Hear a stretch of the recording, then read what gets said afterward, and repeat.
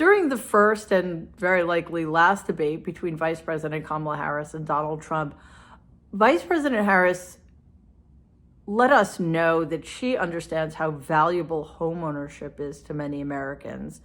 And she understands that most of us don't get handed $400 million by our daddies. And certainly the vast majority of us aren't allowed to declare bankruptcy 6 times because we're such miserable business people.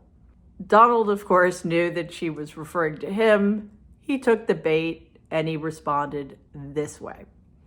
I wasn't handed $400 million. I wish I was. My father was a Brooklyn builder, Brooklyn, Queens, and a great father, and I learned a lot from him, but I was given a fraction of that, a tiny fraction. And I built it into many, many billions of dollars, many, many billions. And when people see it, they're even surprised. Well, Donald, a lot of us aren't surprised, you little grifter, because we know what actually happened.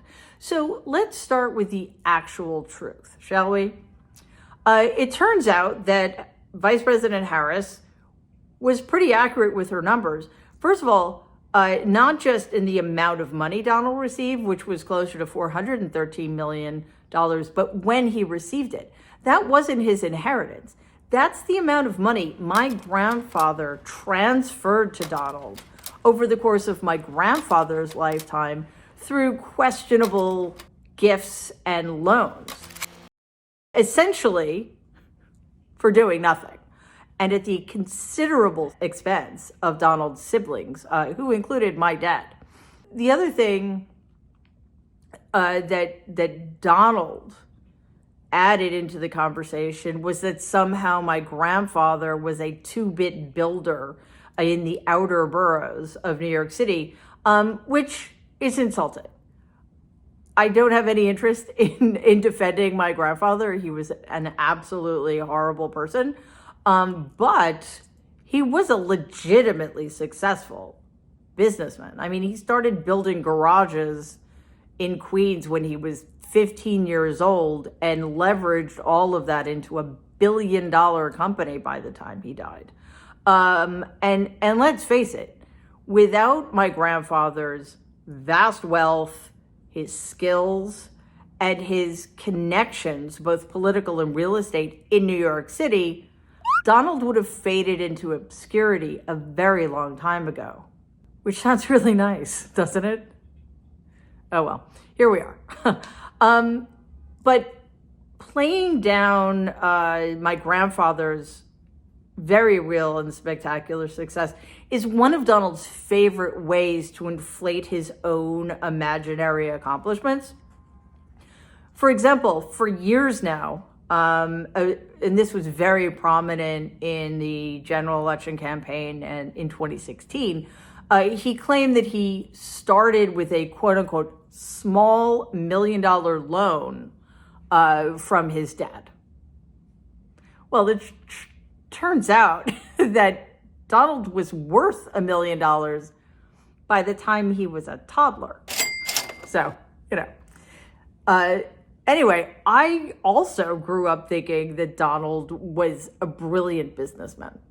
Like everybody around me, I assumed that he'd struck out on his own and single-handedly built the business that had turned my family name into a brand. And that my grandfather was just this provincial and miserly guy who only cared about making and keeping money. Well, I mean, it's actually true that my grandfather only cared about making and keeping money, but the money that Donald was pretending was his actually belonged to my grandfather. One of the reasons I believed this about Donald was because, on the one hand, my grandfather, I knew my grandfather was wealthy, but he lived a comparatively modest life, whereas Donald was constantly engaged in conspicuous consumption. On holidays, when we all went to my grandparents' house, he and his first wife, Ivana, would pull up in this extremely expensive sports car or in a chauffeur-driven limousine, and sweep in like they were socialites. Ivana was always wearing furs and silks, and she had this outrageous hair and makeup. And Donald was always in expensive three-piece suits and shiny shoes, which made the rest of us look really unfashionable and conservative by comparison. So it wasn't until the New York Times published their massive investigative report on the Trump family finances on October 2nd, 2018, that I started to learn about the vast amounts of alleged fraud and quasi-legal and outright illegal activities that my family, especially my grandfather and Donald, had been engaging in over the course of decades. There's information in one paragraph that I found particularly galling. Quote, Fred Trump and his companies also began extending large loans and lines of credit to Donald Trump. Those loans dwarfed what other Trumps got, the flow so constant at times that it was as if Donald Trump had his own money store. For example, in the first 8 months of 1979, Donald borrowed $1.5 million in January, $65,000 in February, $122,000 in March, $150,000 in April, $192,000 in May, $226,000 in June, $2.4 million in July, and $40,000 in August. So while Donald was cruising around in a chauffeur-driven limousine paid for by my grandfather, I was losing tens of thousands of dollars every weekend playing Monopoly with my friends. We were hardcore Monopoly players, and I'm telling you, I never won a game. It was so bad that they started letting me borrow money from the bank and would write my debt down on long columns of numbers on the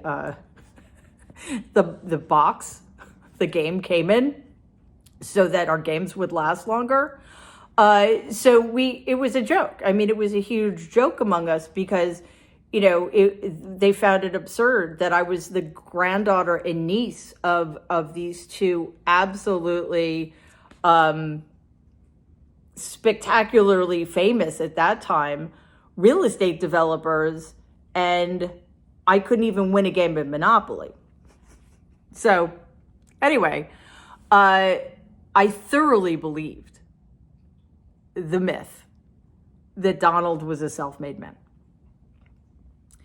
I believed his wealth far exceeded my grandfather's wealth.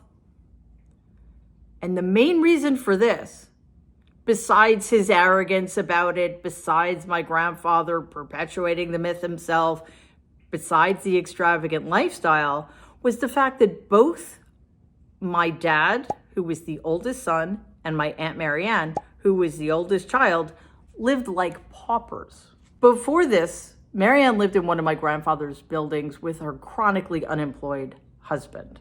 He was also an abusive alcoholic, and things were very bad. So every week, my grandmother would give Marianne a can of Crisco that was filled with dimes and quarters that she had collected from the laundry machines in buildings my grandfather owned. That's how Marianne got by. That's how she fed her kid. Okay. At one point, Marianne became so desperate that she actually asked my grandfather to give her husband a job. And you know what my grandfather did? He gave the guy a job as a parking lot attendant in one of his buildings. In 1979, the same year that my grandfather threw $4.7 million at Donald, my dad was living in my grandparents' house, driving a beat-up Ford LTD, and working on a maintenance crew at Trump Village, which is a massive apartment complex in Brooklyn with 7 23-story buildings that only 13 years earlier, my dad had overseen. With all of Donald's advantages, he's obviously going to turn out to be an unmitigated success, right? Right? Well, it turns out that Donald had a lot working against him. And there's a twist in the tale that I'm going to get to in my next video which will be dropped on YouTube on Wednesday. So please stay tuned.